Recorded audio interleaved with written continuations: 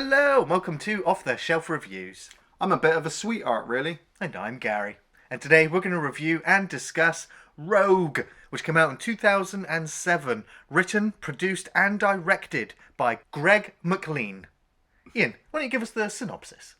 Well, the story follows a group of tourists who've gone out on a bit of a trek on a boat to see some crocodiles in the Northern Territory of Australia. We follow Pete, Kate, Simon, Sherry and her father Keith. They find themselves caught in the territory of a very large crocodile and have to fight to survive.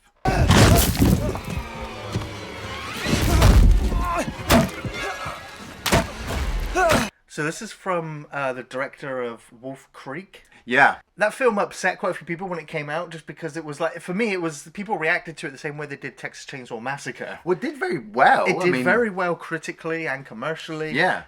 It terrified people of the Australian outback. Scary man with a gun capturing people and then taking them back to his torture barn. Yeah. You know? But this is like one of the films that he followed that up with. Yeah. And he was given, I think it was a $25 million budget.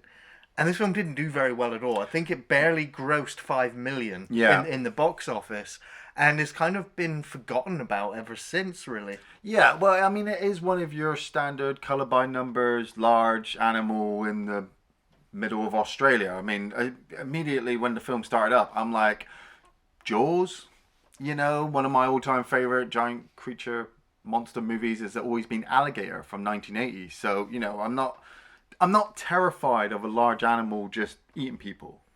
No, but it can still be done very well. It yes. can still be a very, well-produced film. Yeah. And this film, it kind of gives you the sense that it is from the opening sequence when you get that beautiful Natural Planet kind of Discovery Channel opening. Yeah. I almost mistaken it for Lion King at the beginning. You get the music playing and the sunrise.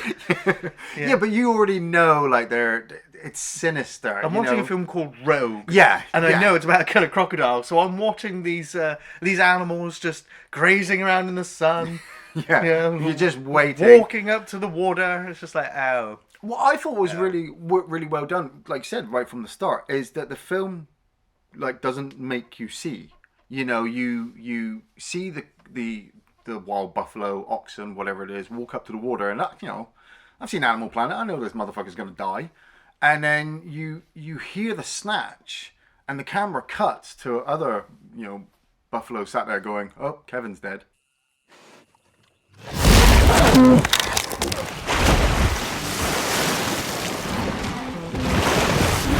Oh, Kevin's dead. I told him not to feed at 3 o'clock every day. But... Yeah, and the water goes still, and I'm like, oh, that was actually pretty good. Yeah, I'm in it now. But then we get introduced to Michael Vartan, who plays Pete McKell. Yeah.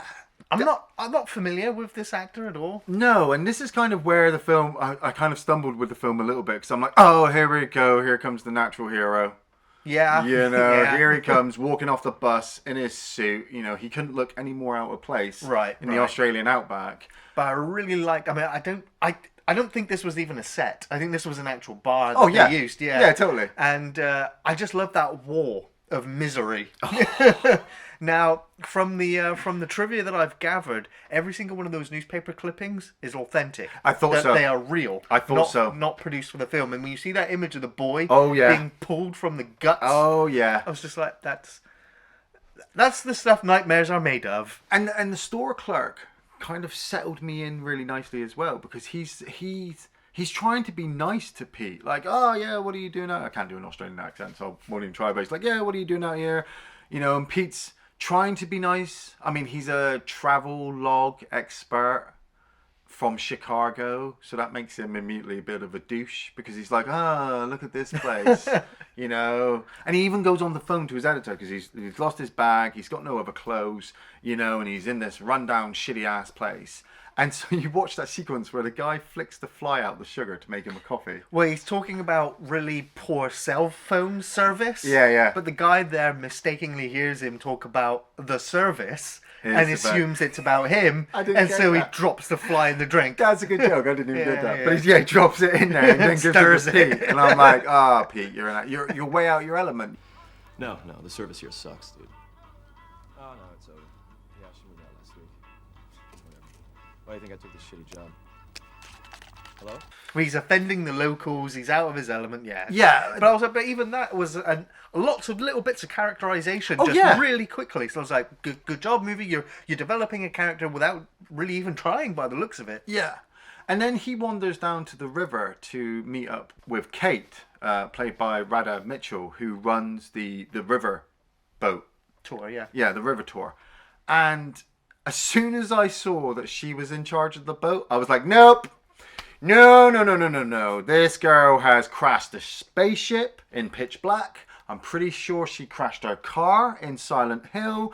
And as this film is not going to involve the boat going up against the crocodile, I'm going to guess she's going to crash the boat as well. Oh, yeah. So, no, just don't get on board. This one was a bad omen. Yeah.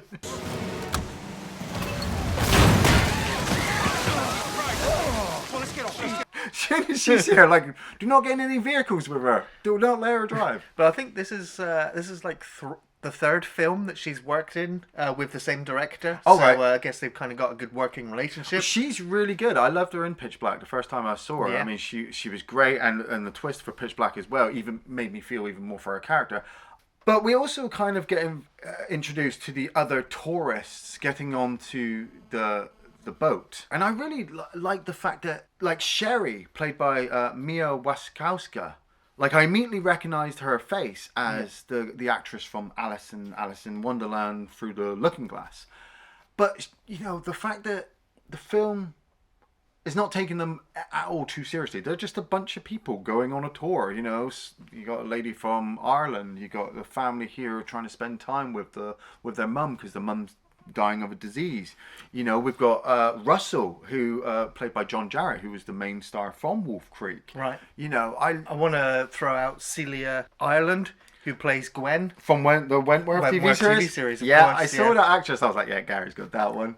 But like I said, each one of them, like, I knew where this was going, but then at the same time, it wasn't too predictable. Like, I remember there was a crocodile movie you and I watched many years ago about a bunch of teens that go into America's swamps. And you and I were like, dead, and totally telling how they were all going to die. That's Crocodile by Toby Hooper. Yes, yeah. That was a straight-to-DVD monster fest that I absolutely love. Yeah. It didn't take itself seriously at all. It was part spoof, you know, part monster movie. But I'm I was thinking of that film, looking at this one, I'm like, yeah, you could tell who were going to die in which order. In this one, there are certain characters I think are going to go. But then... But it's a good 30 plus minutes into the film before there's any deaths at all. Yeah. Because the entire river ride, you know, the tour, is just character development, character exploration. Yeah. And it's done interestingly. Like, you don't get bored, or I didn't find myself getting bored during the sequence at all, because the cinematography of the landscapes was beautiful and it was really well edited. Just the entire tour going down these rivers and just seeing the natural beauty of the place. Oh, yeah. Intercut with the small character interactions. Yeah. You know, it's the you get introduced to the guy who purchased 2 tickets. Yeah. And he's on his own. Well, that's John But Jarrett. that's He's when got you the urn. find that he's got an urn and Yeah. he discreetly pours the ashes Yeah. into the river. I wanted to know who that was. Well, it was I'm clearly like, a loved one. Yeah. Who he, they must have promised to go on this trip like, together. was it his wife? Was it his kid? Was it just his best buddy? Maybe he used to tour on these rivers exactly. and stuff. So I was like, it's just a nice bit of character moment. And then you get the guy with the camera, you know, helps take the photo of the family. And you're like, oh, it's okay. It's like, but then he gets really kind of sleazy in a way when he's just like, yes, my camera has 70mm, and he does that whole bit as well where he's eating discreetly from his bag. Like, Yeah, I was like, what's that all about? Like, it's just weird. A Yeah. very weird person. like I didn't want it to go any further because I wanted to just get to the kills with the crocodile. But at the same time, when it didn't, I was just like, I kind of want to know why he was eating from his bag. So, Yeah, but we also get some nice moments where it's kind of setting up scenes for later on, where they're on a crocodile tour. Yeah. So she's of course giving lots of exposition about what crocodiles' behaviors are like. Yeah. And you're like, all of this will, of course, come into effect later in the film. So I'm totally. like, it's a really great way of getting information into the audience during the character build-up, during the build-up of the movie. I was like, this is all, at the moment, I'm like, this film just keeps getting better and better and better. That's it. That's why I thought it was better than that Toby Hooper movie, because that was... Yeah. Well, that was schlock. Yeah, that was trash. This was getting me to put, like, I love that shot of the crocodile, dropping out of the water and trying to grab the bait, and I'm like, people do that. Exactly. Again, it was another way of setting up what these crocs can do. Yeah. And of course, that kind of puts the unease to all the passengers on the tour, because like they've just seen what a normal sized croc can do. The croc will learn your routine. You might want to avoid that. Croc gets a hold of you and he can't swallow you in one go. He will literally tear you to pieces. Sam Worthington turns up with his buddy Colin, and I totally forgot Sam Worthington was Australian.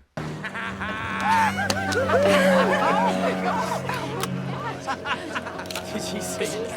Right.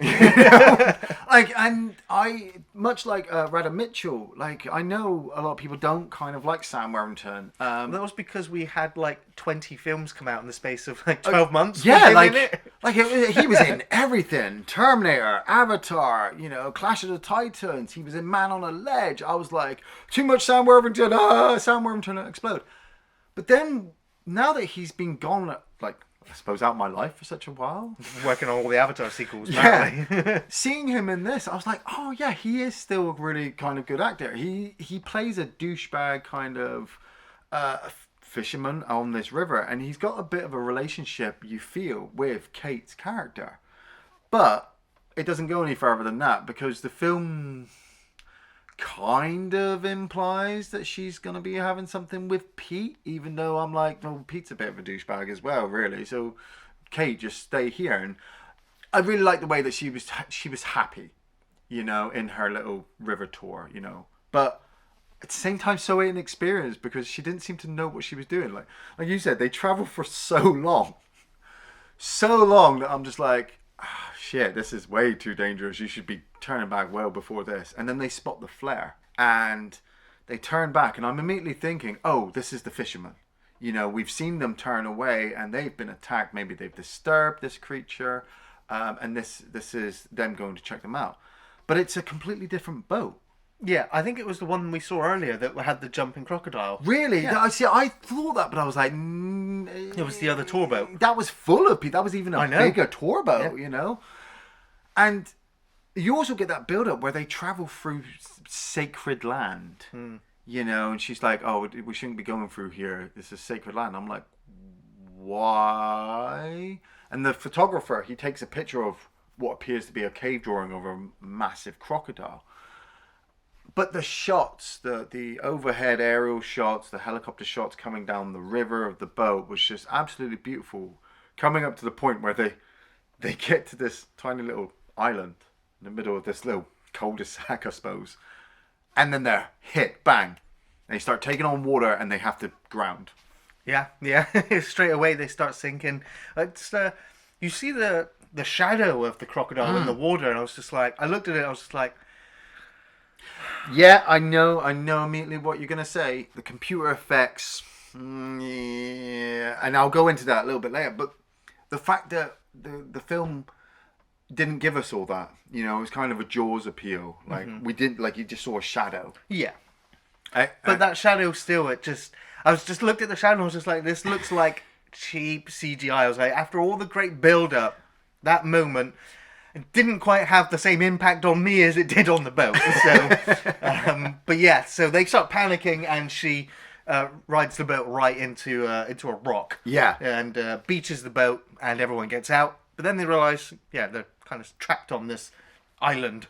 What I thought was really good is you get your certain type of characters in these situations, don't you? You get the one person who's going to rally everybody together. You've got the 4 or 5 people who are going to stand around quietly following instructions. It's all the disaster movie cliches. Yeah. But what I'm saying is, but then you get your one character, and I thought it was Russell. Russell immediately, says, look, this island's going to be taken up by the tide by nightfall. You know, it's not going to be here. You said we're in the middle of this creature's territory. It's not going anywhere away. We need to get across the water. And, you know, Kate's arguing with him, and I'm thinking, fuck, Russell's going to be a bit of a dick. And he tries to swim, and Everett, one of the tourists, stops him. And when Russell is pulled back and Everett turns, the camera cuts and he's gone. Yeah.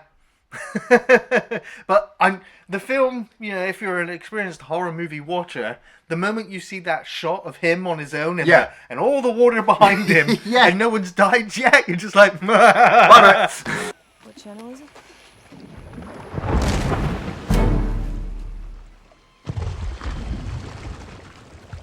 Let me see. Oh my god. But it was done so well that, you know, the crocodile has taken him. There was no scream. There was no real splash, you know. Yeah. And everybody's turning around like, where's he gone? And his wife, she starts to go mental. I thought it was really good, though, because we built up the fact that, like, he wanted to have sex with her and she was pushing him away. And then he stood up for Kate and everybody loved him. And then he's dead. Yeah. Yeah, I kind of had a few issues with the wife's reaction to it. For me, she didn't quite sell it enough. Well, I kind of felt like she did. She was. She was in shock. And, Yeah. Yeah, I'm like, because I started then to think, right, well, she's out of the picture now. They put her in the background, I suppose, and there was a couple of lines of dialogue where it's just like, look, she's numb, she's just completely quiet, and I kept expecting her to be that one survivor, like you said, cliche, who's just going to go mental and run off and get everybody killed at some point. I didn't like the fact that they just, like, Kate's lived out here for ages, and she's lived with crocodiles pretty much all her life, and now she's in a territory where possibly 1-2 boats have been destroyed. And she's just kind of like, we'll just wait. And I'm like, she gets hold of the radio. Yeah, but like, I've seen Jaws 2. You know, you distract it with noise over here, and then it wasn't far really. Like if you're gonna swim, dive so you cover half the distance and then get to the other side. Like you said, can't put yourself in the situation, but put yourself in the situation. Yeah, and me in that situation is like, I don't want to get in the water. Yeah, no, but you're fucked anyway. Damned if you do. They decide to kind of just wait a little while. And Until Sam Worthington returns, and everybody's up. like, yes! Yes! It's like the most I've seen anyone cheer Sam Worthington. He starts pissing around though, doesn't he? Like, wait, what are you all doing? And I'm like, aren't you a bit freaked out? Doesn't realise that they're stranded. Yeah, on this island, you're not wondering where their boats are.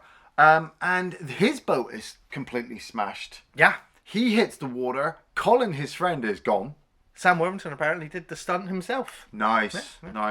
Because he makes his way and gets onto the island and gets filled in with the information, and he takes charge straight away. He does, but not in a dickish way either. Like Kate even says to him, "Why are you doing this?" When he comes up with the idea of the rope, and he's just like, "I'm not doing this for." Like, he could have turned around and said, "I'm doing this for myself," and I would have been fine with it, right. You know. But he's like, "I'm not doing this to get in your pants," although that's probably going to happen if I save your life. I'm doing this because we need to get off this island, and this is the best way. And he makes his way. I really across. like the fact that he dropped his dickish behaviour and instantly moved into the rescue mode. Yeah. So that's really great. And yeah, this one of the most tense 10-15 minutes of the entire film. Watching him very slowly swim across, you know, he's almost paddling. Doesn't want to ripple the water, disturb the water. They're watching the riverbank through the night vision of one of the cameras. That's that right, they've got as well. And he eventually makes it to the other side, and you're just like, oh, it's great. You know, he ties up the rope, and you see the rope come up out of the water. Yeah. Great, let's start sending people across. We'll send over the lady that really wants to go home, who's just lost her husband. Yeah. And we watch her get halfway across before she stops. She panics. Yeah. She can't move anymore. And because she's panicking, well, the English twat Keith decides he needs to get himself and his daughter to the other side immediately. Now. This was the big surprise for me because, like I said, Sam Worthington's dropped his dickish attitude, and Russell, who I thought was going to be an asshole, is actually really trying to help. They've all passed it on to the English dude. Yeah, and Keith, the English dude's like, "Oh, I gotta get off this island, my wife, my daughter, blah." And I'm like, "You're gonna get everyone killed. You're gonna get everybody killed." And his death was awesome. Well, yeah, but him and his daughter get some way across before the whole thing collapses. The tree Yeah. comes down, and we see the end of Sam Worthington. Well, he kind of turns quickly, and then we see the jaw snap for a brief second. Then we see the light fall, a tiny bit of blood on it. I was very surprised. I was like, what has Sam Worthington done to get eaten by a crocodile? He'll turn up in the movie a bit later on. Yeah, true. But yeah, so everyone else is in the water, and just as they get out, the croc makes its first real big on-screen appearance as it snaps off the English dude's arm. Now, logic would dictate that if you're in a situation surrounded by water, which is obviously the hideout for a killer creature, you would not sit right next to the shoreline. Especially after what happens to the other dude. But as soon as it snapped his arm and threw him, I was glad to see it. But then, I was a bit like, oh, CGI. But then I was like, holy shit, it's a big fucking crocodile, you know. You're never going to get something that big. Right. And then the way it kind of turned, went back into the water, snapped on Keith, dragged him in, as Keith was like, I was like... he was just like, oh, my arm! It's taken my arm! He's in How shock. dare you! He English. he became immediately polite. He was like, oh, this is dreadful behaviour.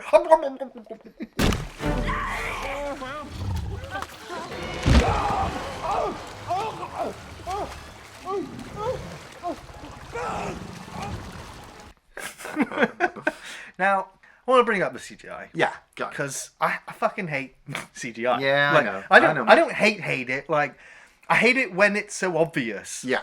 And I understand giant, like, monster movies, especially around, you know, the last 20 years, from 2000s till, like, now. Yeah. The CGI is hit or miss, you know? Yeah, yeah. And it surprised me to realise that they actually built 3 full-scale crocodiles. Really? Yes. From the headpiece to the body piece to the tail piece, fully animatronic. Yeah. Like there's featurettes on the DVD of them putting this thing together. Yeah. And when you see the finished thing, you see all the sculptors, the painters, the puppeteers moving this thing. The paint job on it, I was like, this thing looks fucking real. Like, even if I was on the stage with this fake toy, Yeah, yeah. that thing looked frightening. Yeah, yeah. So why in the film does it look like CGI ass? Did they... Now, it's because they've used a mixture of both. So it's the Thing prequel The Thing prequel just put CGI on everything. And it almost looks like they did the same here. Yeah, where they yeah. used a puppet and then CGI'd on top to make the movements or the shadows work. Yeah. But as a result, it's... Dude, I totally understand. Uncanny where you're Valley coming all the way. Exactly, yeah. And that was the same for me. As soon as I saw the croc, I'm like, But I was already invested in the movie. The characters I wanted to see how it was all going to turn out. So, like I said, my favorite movie has always been Alligator from 1980, and that had no computer-generated effects in it, but it had real fucking gators too. Yeah. You know, which I'm like, you know what? I'll go with CGI and animatronic over real life animals any day, because that's not fair on them. But once Keith was dead, you know, the people on the island are like, look, we really need to get the hell off this thing, and they come up with this idea of using bait to lure the crocodile out so that they can swim across, which I'm like, why weren't you doing that in the daytime, you numbnuts? It made me laugh as soon as they said bait. They all looked at the dog. Oh, totally, yeah, totally. Like, the dog had your victim written on his head right from the beginning, you know. I was just like... And it's the way Kate even says at one point to Pete, she's like, oh yeah, crocodiles are attracted to the noise of dogs. So you just literally have this flare with you at all times. But they stick the fisherman's dead birds that we've seen earlier in the movie on the anchor or fish hook, and they just throw that in, and they put the life preservers on top of it to use it as a fishing bait. And then as soon as the crocodile pulls it, everybody launches into the water. I don't like. Why would you put on your life preservers? Because they can't swim. Like, we know, Like one of the ladies there, wouldn't she that- says she can't swim. Wouldn't that have been the first thing? Like, Kate was supposed to be in charge. Wouldn't that have been the first thing you would have been checking with everybody? Like, right at the start of the tour, maybe, just in case the boat sinks? Maybe the first fucking thing you did on the 5 minutes you were on the fucking island, just in case the water enveloped the whole thing. Maybe she's a Cthulhu-esque cultist and she's just feeding all these people to the gator and just this happened time got caught. But I didn't. But the life preservers are meant to keep you afloat. So trying to swim would keep you on the surface. Me, I'd be like, dive. The deeper I'd go, you know, like if I dove straight into the mouths of the crocodile, I'm like, well, sheer fucking blind luck. But you'd cover half distance, and you get going. But Pete's left himself on the island because obviously he's the main guy. You know, he's supposed to be the hero, and the crocodile pulls the bait, and everybody starts swimming, and then it leaves it alone. It takes the birds and swims off, and everybody has managed to get onto dry land, which I was very surprised about. I thought more people were going to die. Right, yeah. Well, Kate, Yeah, well, you come in? As soon as he says like it's stopped, I don't know where it is. She stops. Yeah. I'm like, is it because she doesn't want to make any more noise or because it's She's- it's time to die? Yeah.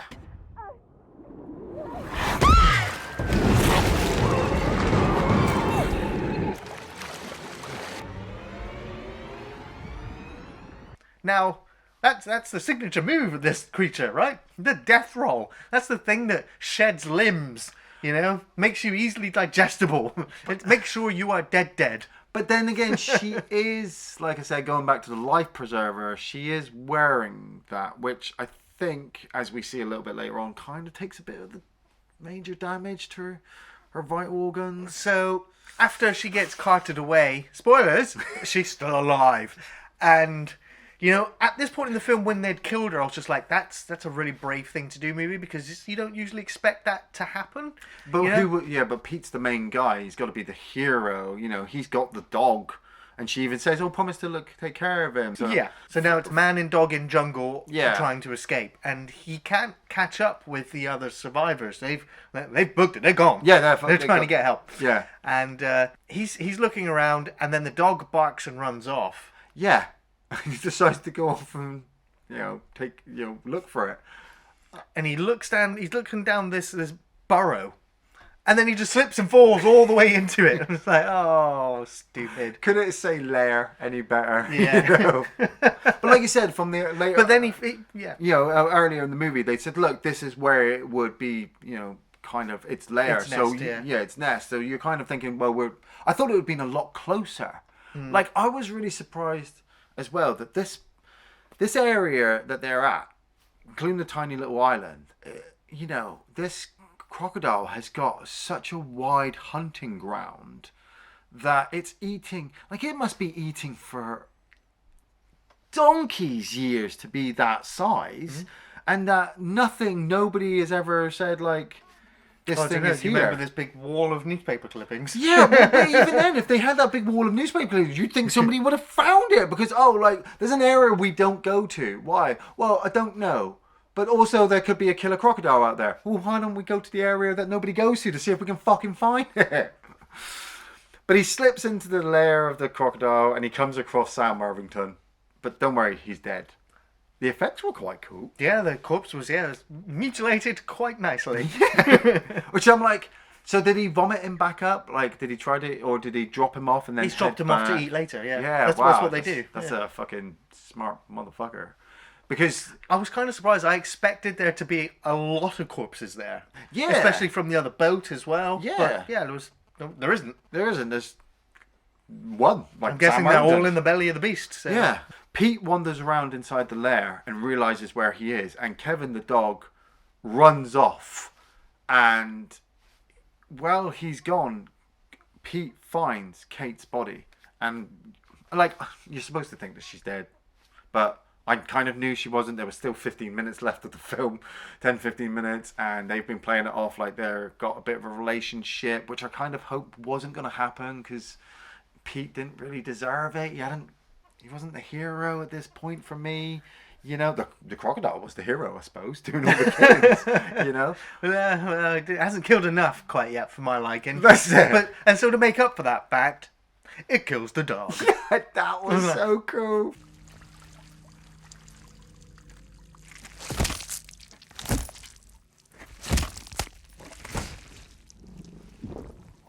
Well, yeah.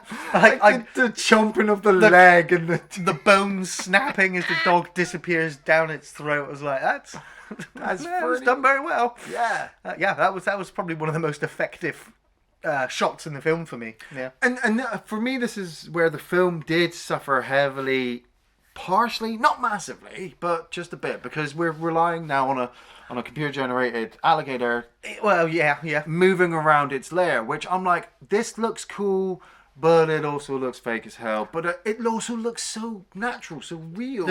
I think the shot where the croc bites down on his hand, Yeah. gets his hand trapped. I think that was probably the puppet. Yeah. Because it's blended very well. And then you see him, he removes his hand and he's missing a bunch of fingers. Yeah. It annoys me in the next shot when he's crawling away that you can see he's got all of his fingers. I'm just like, oh, come on, film, don't blow it now. And then we were blowing this from the start. We're here just for the ride. I'm here for the ride, and the ride to me felt like it should have now ended. Yeah. But this entire sequence in the burrow, in the nest, is about 15 minutes long. Yeah. I was like, the ending of Jaws is about 3 minutes. From the minute the shark jumps up on the boat to it dying, it's over really quickly. This is so long-winded here, of him moving around, finding the weapon, trying to avoid the Jaws. I was like, these sequences would have been great earlier in the film. It's trying to attack Kate because he's dragged Kate's body into a safe area, and then he manages to, he gets a sharpened piece of bone and stabs the thing in the eye. And I'm like, okay, yeah, he's gonna kill it. He's doing the Brody sequence. And the film basically told me right at the beginning, this is your Brody. And the way he gets the sharpened, I did like the way he got the piece of wood, and I'm like, oh, he's gonna kill it. And then the crocodile just kept snapping the bits off, like, fuck you, mate. Right. Fuck you. Like, I'm gonna get you. But then when he got the sharp piece, and it was moving, like some of the water sequences, I think, as it was just moving along, I think that might have, I don't know. It was all Uncanny Valley for me all the way through the end. But then when it came out, and it just sliced right through its head. Yeah. And brains popping out. You're still trying to fight just a little bit for animal instincts kicking in. I'm like, I hope he's dead. He's alive.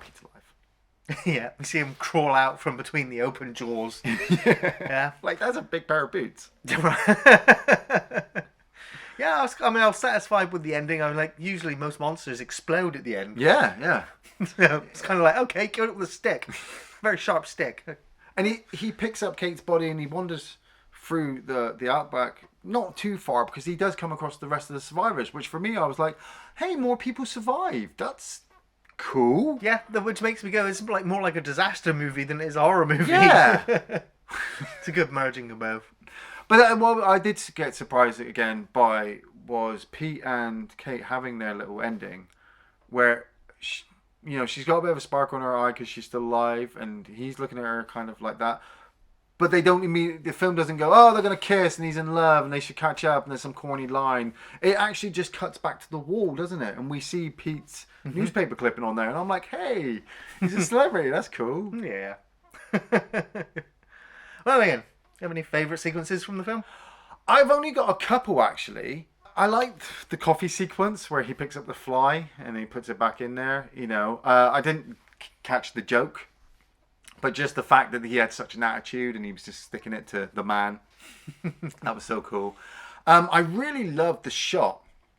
I don't know if this was fake or not, or if it's actually out there in the outback or not, but where they're on the island, it's daytime when they first crashed, and the camera pulls back to show you where they are, and you've got this tiny little island and this bit of water in this fucking hole in the ground, surrounded by miles of outback, and I'm like, that's isolated. Mm-hmm. Like, that is so isolated. Even Kate doesn't fully believe it when she says, like, oh, my dad will be around in like an hour. But then she's like, we're so far upriver. And I'm like, why did you come this far? And Keith's death. I mean, some of the deaths were a bit... Like, I kind of like them not showing the creature, but then it's no Jaws. Well, for me, there's only 4 deaths in the entire film, and only one of them is on screen. Yeah. And that's Keith's. And Yeah. I just thought his was coolest. You know, I know the crocodile was CGI, but the way it moved, the way it flowed into the water, the way it grabbed them and just kind of disappeared, I was like, oh, run now, run, Yeah. run. Run while it's storing him for later, or Yeah. yeah. I got a couple of favorite sequences. Yeah, that kill in particular is one of them because it's the most graphic on screen attack. But I also really like the wildlife opening to the film. Yeah. I don't know whether the actual film crew that made the film filmed that, or whether they just got the footage from elsewhere and Yeah. just kind of paid for it and put it at the beginning of the film. There's a good possibility It that looked they did, 2007. but it looked really good. Yeah. The lighting, the camera work was very, very good. I liked the boat flip. Yeah. I just thought that was a great moment, just watching the boat flip and them in the water, the panic. Great, Yeah. great action sequence. The rope bridge sequence, that was great amount of tension, real great suspense. You didn't know whether it was just going to jump up and bite them off Yeah, the rope, yeah. or whether they were going to make it across, or what was going to happen. I was like, that was really well filmed. And the parts of the cave ending, I liked the location, I liked the set. I liked the isolation of being trapped in there with this giant beast and there being almost no way out. Yeah. I just wish the sequence was a bit shorter.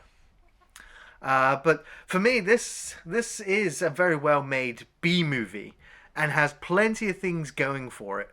The cinematography is great, beautifully captures the locations, and the river travel sequences were really tightly edited. The lighting was decent and atmospheric, as was the music. The performances were all good. Nobody really stood out as bad or great. Yeah.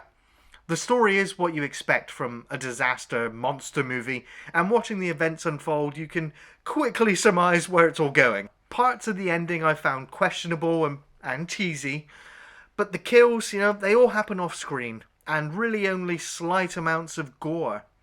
There are plenty of killer croc movies, and this one is pretty damn good in comparison. I appreciate them playing it straight.